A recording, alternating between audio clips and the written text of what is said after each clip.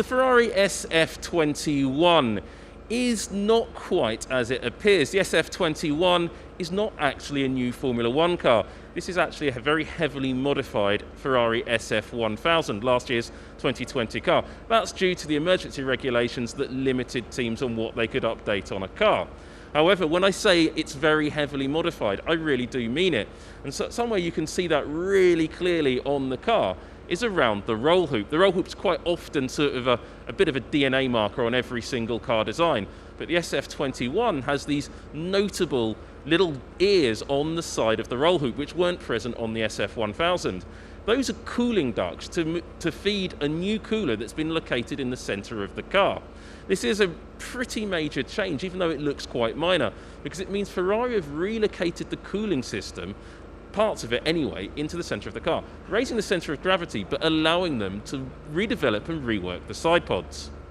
Looking at the side pods of the car, it's quite clear to see that the SF21 side pods are slightly more aggressive than those seen on the SF1000, and that's really just a symptom of them being able to move some of those coolers out of the side pod into the centre line of the car, something that most teams up and down the grid are doing. Ferrari was actually a bit of a holdout in that they hadn't done very much of that. So that's a real trend to see on all cars up and down the pit lane, and I think you might see a little bit more of it even with the new regulations next season.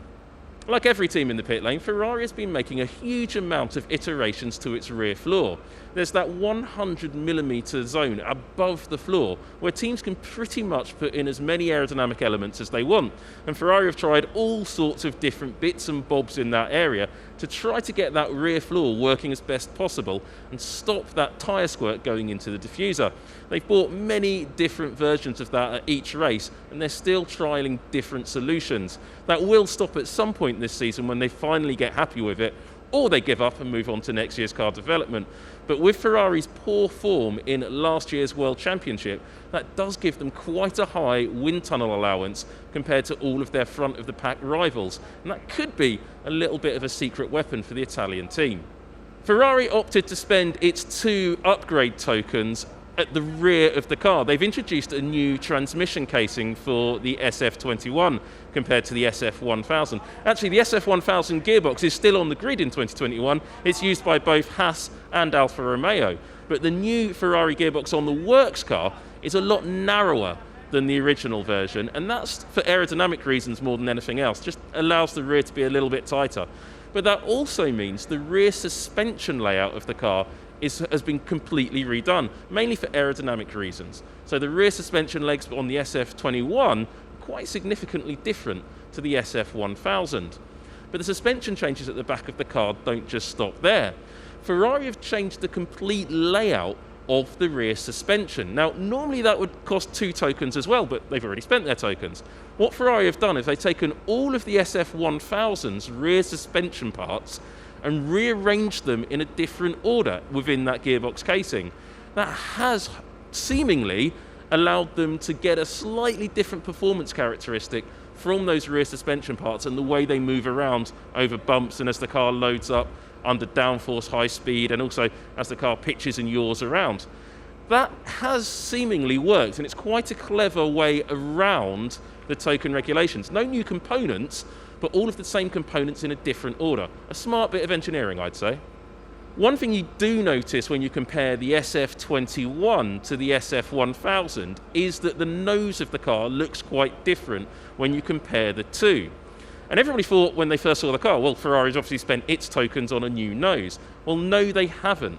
What you see on the outside is essentially a thin skin of carbon fibre.